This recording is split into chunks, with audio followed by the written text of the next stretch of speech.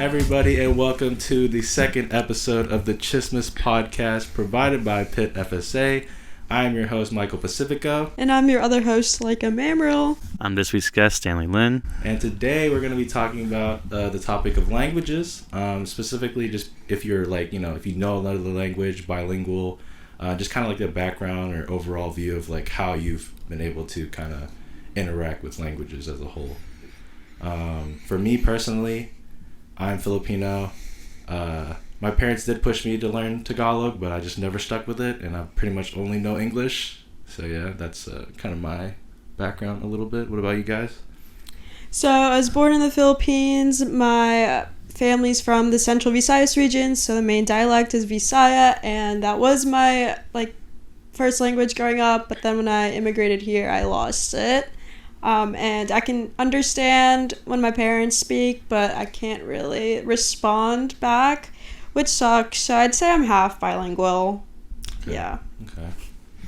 Well, I am bilingual. I was born in the U.S. and I was immediately sent back to China, so I was kind of forced to learn Chinese, or I was essentially screwed. So, but then I didn't learn proper English till second grade when I moved back here for preschool. So you're saying it took about 2 years for you to actually 2-3 years. 2-3 years? 2-3 That's years. pretty impressive. Honestly, that's not that bad. I've seen people who struggle their whole lives. Yeah, but then I lived in a really redneck Americanized white neighborhood, or town for the first 18 years of my life. So and you also absorb languages a lot easier when you're younger. Mm-hmm. As you know, Mike. Yeah. But well, actually no, it's not even my case. Like when I was younger, I didn't want to, which is the shocking part. I feel like as a child, you're very open to learning about anything and everything, but for some reason I was not about it. Yeah, that is interesting. But yeah, I guess going back on the topic of just background, what type of backgrounds did everybody come from? I grew up in a place where no Asian Americans, no nothing, and maybe that adds to the fact that I always wanted to push for learning English, because obviously when you think about a second language, your parents will want to talk to you in that second language, right, or something like that, or maybe you just got homies, or just a community that is the same ethnicity as you, and that kind of gravitates how you learn. But for me, I had no support system in terms of that, except for family, obviously. Yeah. So I lived in Bloomfield when I first moved to Pittsburgh, and that's a small Italian dominant community. It's by Lawrenceville, if you guys know where that's at. Yeah. But I went to this small Catholic school, and considering the students, it was pretty diverse, but there wasn't a lot of representation Asian American wise, and I feel that contributed to why I wanted to keep up with learning English, and kind of subconsciously left behind in a sense. But yeah, I think that's kind of sad though.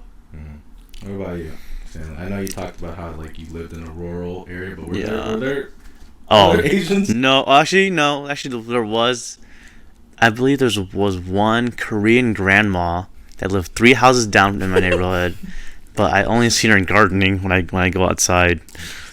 But I never spoke with her. Thinking I'm Chinese, I didn't know she was Korean until my during middle school. I was working outside, but I transferred high schools, so it's a private school with a bunch of international kids. Mm-hmm. But I didn't speak to them at all because different I guess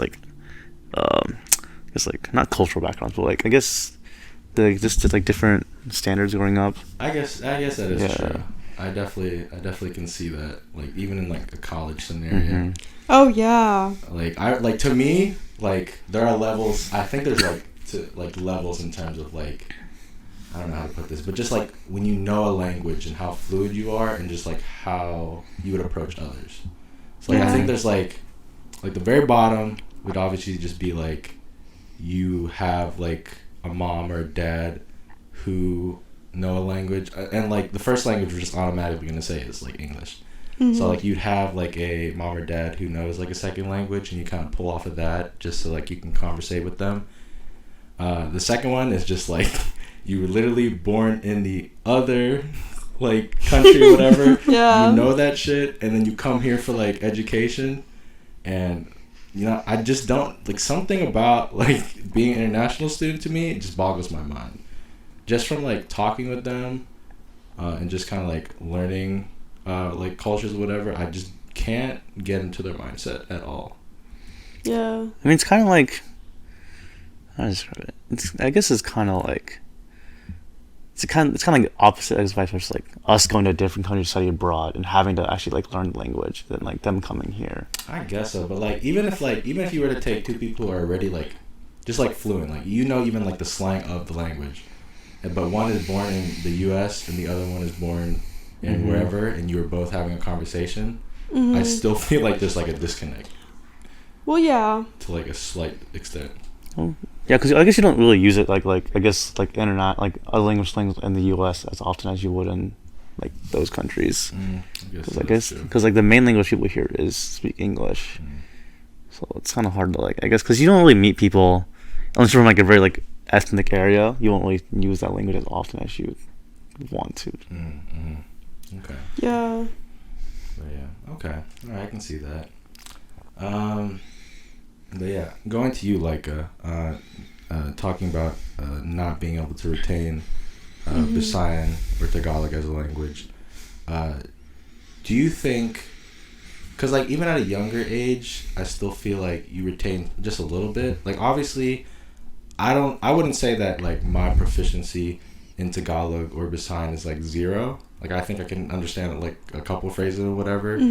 But do you think that somebody who knows like 0% of Tagalog versus someone who was like born into like a Filipino family and knows maybe a little bit, do you think the person who knows a little bit has a better chance of learning it like at like our ages, like the 20s, versus someone who just like doesn't have any affiliation whatsoever and then just tries to like figure it out at that point? I think so. I Really? mean, yeah. Like, you know, you have a sense of familiarity towards it. Obviously, like, you don't know every single thing, but you're familiar with how the words sound and, like, how... Because it's interesting to hear different sentences in different languages, you know? Like, other countries place emphasis on, like, different words. I don't know if you guys have noticed that, but, like, you can pick up on that if you're, you know, around people who speak that, and even though you may not like know every single word, I feel like you'll definitely have an easier time learning it because you have at least some exposure to it. But like, all right, so a counterpoint to that is that like, so my dad knew Tagalog and my mom knew Visayan, and growing up they would just kind of like, they wouldn't focus on one or the other, so they would just use both at the same time. Okay. So in my mind, when I hear a word or a sentence, like, it could mean something completely different in the other dialect. If you know what I'm saying. So like, I can't even say like a simple sentence. So. I can relate. Like my grandparents only understand like Fujianese, that dialect. So like my parents sometimes mix in Mandarin and Fujianese at the same time. So like kind of like I can understand Fujianese, but I can't speak it as well as I. But do you get what I'm saying, Laika? Just like in terms of like... Kind of, yeah. Because like I feel like... Just, I guess in my case, just because it's like a specific set, like... If I was supposed to have like a progress report or a learning progress versus someone who doesn't know anything, and we just pick like Tagalog as the main language we're learning, I feel like he will know more than me in a given amount of time just because like I'm going to be subconsciously thinking about the dialects that I've also like heard. And it'll like if the main word for like apple, like he'll know that in Tagalog it's one thing, but I'm always gonna be like switching between the two. Yeah. Just because it's always been said to me so many times. You know well, I feel like for your case, and yeah, maybe the other person does have the advantage, but in cases where both parents speak the same dialect, I still think that person would have as I don't know. Okay, fair enough. My parents both speak Bisaya. We don't really speak Tagalog at all. So, I mean, I'm just speaking from my own experience, but yeah. All right. Just in terms of languages, let's talk about this academically, I guess, or just like in a college scenario. Obviously, me and Leica, we're Filipino. We joined FSA, and just like I guess in terms of academics as a whole, do you think like knowing like Tagalog would have like changed your like college experience or just like anything in general academically? That's an interesting question. I don't think it would have changed my college experience in terms of like having more friends, I guess, because I still feel like within like FSA and like the Filipino community here at Pitt, we predominantly speak English. I can't even think of a time where we were speaking Tagalog, but in a different sense, knowing 2 languages actually is pretty beneficial. And, like, you know, like, learning skills for anything, really. Boosting your resume. Sure. Essentially. Yeah. Sure. But, like, if you know a second language, your English skills are a lot better. Also helps get free food from the titas at the events that cater. Oh, man. Hey, it works out. What was the annual run called again? What was it? The 5K? Yeah, the FAAP 5K. Looking, I didn't go this semester, but so you started talking Tagalog to them? No. Oh my goodness. I was in Jersey this past summer, and I was with a previous FSA board member, Veronica all day, and went to a Filipino restaurant. I spoke Tagalog. I said all the foods in Tagalog. They gave me extra. Extra. Wait, sorry. Can I say something? I don't know if this is supposed to sway off topic. Go ahead. There's a video of this guy. He's like a white ass guy, and he goes to different like. Have you guys seen it? Oh, is it the white guy in Chinese restaurants? Yeah. Oh, I know that guy. Yeah. And like they're always like so amazed, and I feel like they give him special treatment. Actually, now that you bring this, I think this is a very interesting thing to talk about.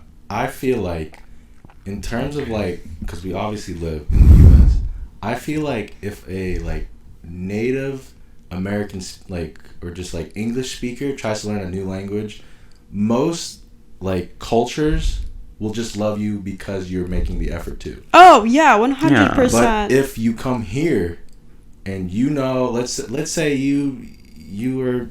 I'm just gonna say Chinese, whatever. You know Chinese, and you're like trying to learn English. You are berated just because it's broken, like a broken. Facts. That's actually such a good point. Because like I think it's great like for that person that you're talking about, the white dude who like speaks Chinese and just like loves the culture.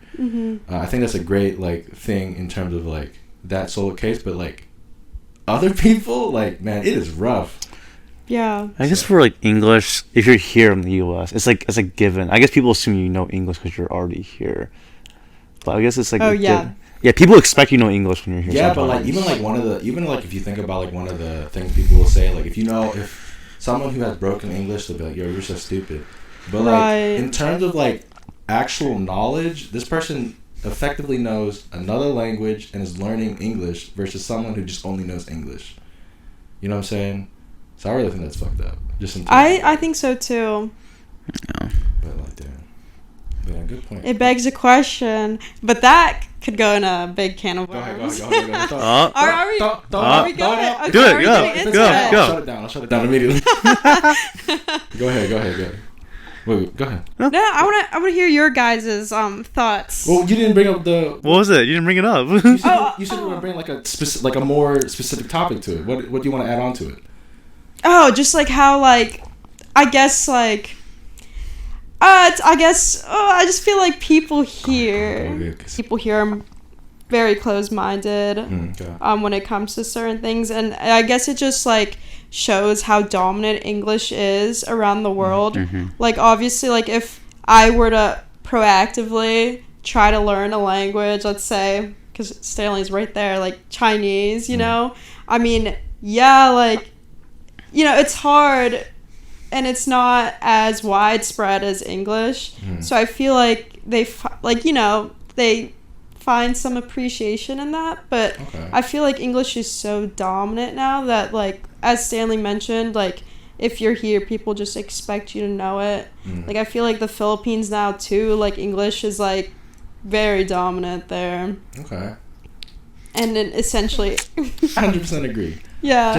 Just like, in terms of, like, I guess, like, acceptance in terms of, like, different things as a whole. Like, we can think, even if you go past languages, like, I remember as a kid, even trying to, like, eat different food. You know what I'm saying? Like, you were chastised. School lunches. Oh, yeah. School lunches. It could be a whole meal, a snack, a different drink. You, like, bro, they are on you. They are ruthless. But then if you go back, or, like, you fast forward 10, 15 years, that shit is, like, that's, like, cool now.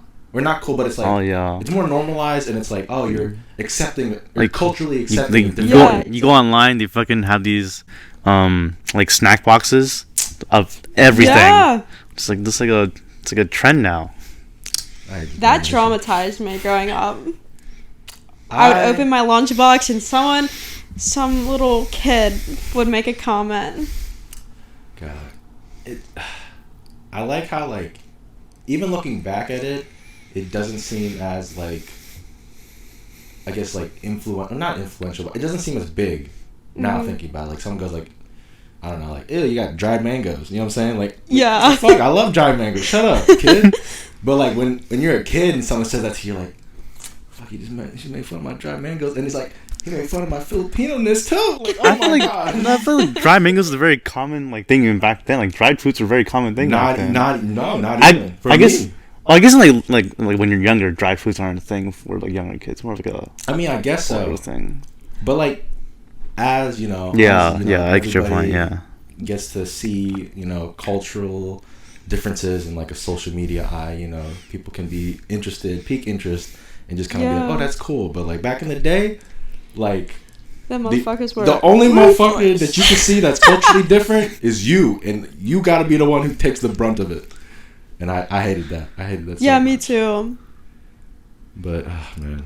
Whenever my parents would pack rice and, like a protein, you know, like adobo or something, I'd be like, oh, God, I am gonna hear something tomorrow. I would love that. My parents didn't pack me. Yeah, it was better than fucking school lunches. I was eating school lunches because my parents, I didn't have time to pack lunch. Yeah, but, like, when you're a kid, you take that for granted. Like, you think that, like, I just want to eat something normal, even if it doesn't taste good, versus the odd thing. And it's I good, know, you know, and it's fucked up how normal is, like, fucking hot dogs. Like, oh wait. Wings. Hot dogs are good. Well, some hot dogs are good. They're good, but, you know, sometimes you just don't want to eat a ballpark. You know what I'm saying? It's rough. And then it always came with milk. Bro, they had us... Oh, they were always like 2 days before the expiration date. Always. All the time at my school. Why did they have us drinking milk with everything? Like pasta, and then we'd have milk, and... fucking ravioli. Calcium, because you're growing still. You're growing. It's calcium, all the calcium. I don't know. Actually, that's the myth. Calcium doesn't really help bones grow. It's just like... Don't they strengthen them at least? Yes, it's like strengthens. It doesn't help bones grow. Yeah, they don't grow. It like strengthens. Yeah, at least it's hardened. Yeah, fast. I forgot what I was going to go with. I don't know what the next topic was. I just really wanted to get on that food part real quick. It just sparked my interest right there. Oh, yeah. Back to languages. We've talked about kind of just like if we're bilingual or not, like background, academic. I want to talk about like a little bit of the academics part. Like, I'm taking Korean right now, which is obviously like 100% hella different from like Tagalog or whatever. And like just coming into Korean and trying to learn Korean, like the only other things like I obviously seen from like Korean culture or just language, just like the bits and pieces of like K-pop. That's it. That's true. And yeah. I'm just like, God, like this is just like painful. But I will say this. I'm only taking Korean 1, like the very beginner stuff. And at the beginning of the semester, my teacher was like, it's gonna be in Zoom. And I was like, fuck that. I don't want that at all. Yeah. And I was like, I'm gonna transfer to Spanish. And I met with emailed my academic advisor, and he was like, yeah, but can you schedule a advising appointment before you do that, just so I can make sure everything's good and you're on time and stuff. And I'm like, yeah, of course. And like the earliest he could get me was like 2 weeks ahead, and I think I scheduled it on like the 12th of September, I think. And Pitt has a like add and drop day, and they extended it to the 15th, but they only extended the drop to the 15th. Oh, that's so dumb. Not the ad. So I met with him, and he goes like, yeah, it'll be fine. You can switch to, or like you can drop off Korean. And I'm like, oh, good. Like, you know, like Spanish is closer to God. Like, yeah, that's true. Yeah, I can pick bits and pieces and be like, I'll be good. And then he's like, well, the thing is, you can drop it, but you can't at another class. And I'm like, what? And he's like, yeah, you're kind of like. And then I was like, well, can I just like take Korean 1 next semester? And he's like, like all languages, like the 1 and 2, always start in the fall. Gotcha. Yeah. And in the spring, and you can never like, you know. So do you have to take Korean too? I have to take Korean 2 in the spring. Ooh. But at that point, when I was beginning, I had only gone to 1 class, and that was just the class that like I wanted to see if I wanted to stay. You done fucked up. And like the day before, I got an email that was like, my Korean teacher was like, hey, are you actually in this class? Like, am I missing? Like, is there like a... And I had to write this like sad, heartfelt letter, just being like, I am so sorry. Like, I had meant to like transfer out, but given like add and drop periods, I ended up having to stay. And then they're like, you know, they're okay with it and all, but like I already know that like I'm literally the worst kid in the class, and I have the worst grade in the class. Well, how many students are there? 40 in my class alone. 24, but it's like two. Like total. 48. I'd say 40 total or 50. 40. Oh, okay. And like, I mean, you could have dropped and just take. You could have been a super senior. Oh, yeah. You could be a super senior. I understand. Like, I never knew how detrimental a second language thing would be to me up until this very point. Because if I fail, I have to wait until the next year, take 1, pass it, then take 2 in the spring. That shit's ass. Yeah, I didn't really realize language is so hard because I took an AP Chinese in high school, so they gave me the credit to not take a language. I took Spanish all 4 years of high school, and they like waived my language thing. I can't imagine taking a language in college. Well, like, on top of everything going on. Yeah. So like I thought that when I transferred over my credits, I thought that you only needed 2 years for it to count. You need 3 years of like any language for it to count as like your credit. Oh, okay. I had 2, and like I can't take like Spanish 2 unless I do like the actual part. Like I already knew I forgot. Like the placement test. Yeah, like for the placement test, I already knew I forgotten all that part. So those 2 years meant nothing. And then I was stuck. Oh my goodness. I will say this, man. My Korean teacher, she is so helpful, but I think she pities, like she does not want to see me again. Like. So, like, you're not doing good. Oh, I'm not doing... Like, I need a 70 to pass. I have a 65. Oh. Well, I love how you just, like, openly just says his grade. Shameless. Hey, man. There's no shame. Hey, man. I gotta be real with you, man. Sometimes learning a language at this point in your life is hard. It is hard. Especially with, like, the caliber of subjects you also have to take. Yeah. But...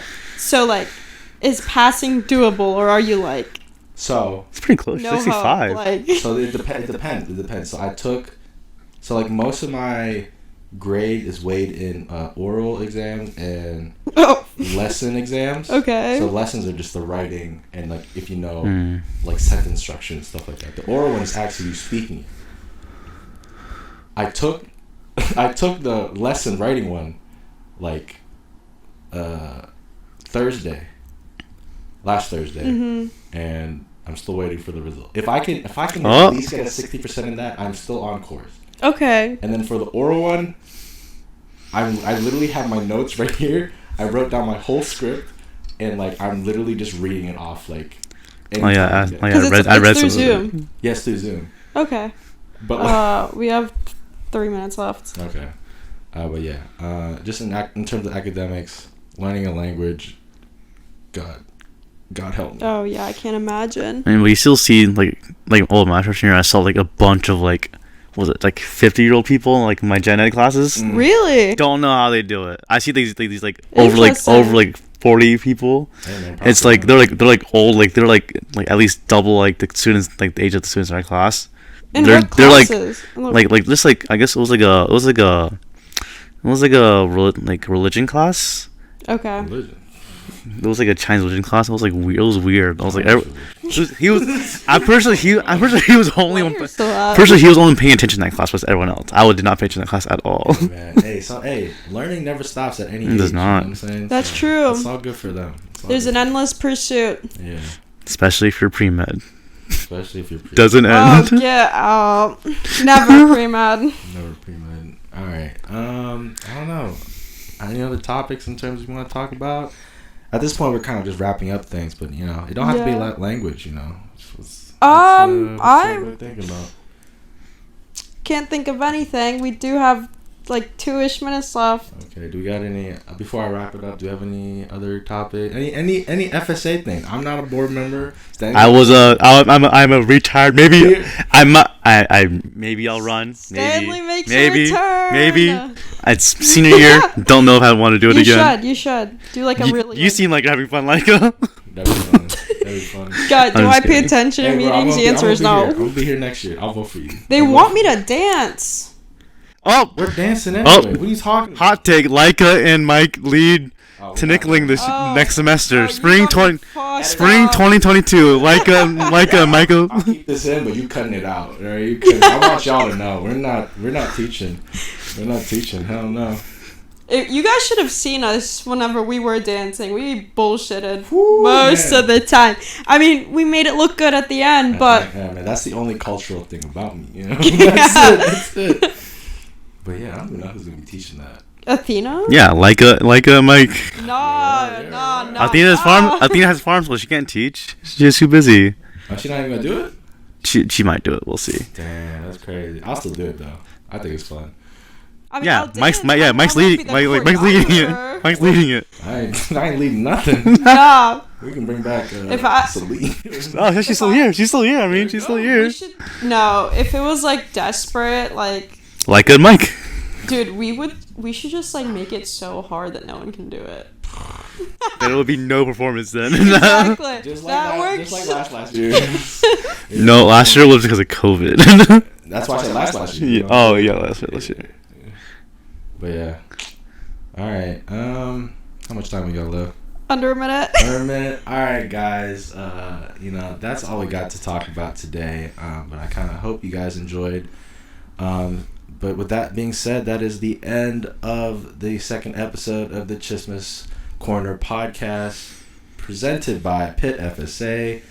I'm your host, Michael Pacifico. And your other host, Leica Mamrel. And this week's guest, Stanley Lin. And I hope you enjoyed. Thank you. Thank you.